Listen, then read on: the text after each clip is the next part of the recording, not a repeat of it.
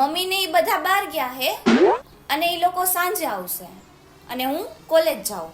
જમવામાં શું બનાવ્યું હે બેન? મમ્મી કાંઈ બનાવીને નથી ગયા અને મને કાંઈ ભૂખ નહોતી એટલે મેં કાંઈ બનાવ્યું નથી. તું હાથે બનાવીને ખાઈ લેજે. પણ બેન, લે શું થયું, નથી આવડતું? અલલલલ. હાલ હવે મારે મોડું થાય છે, જાવું હો. અને હા જો, એક વાત કહેવાની તો ભૂલાઈ જ ગઈ. યાદ હે ને મેં કીધું તું પણ ચકલા કોઈ દી બાજ ન બને યાર.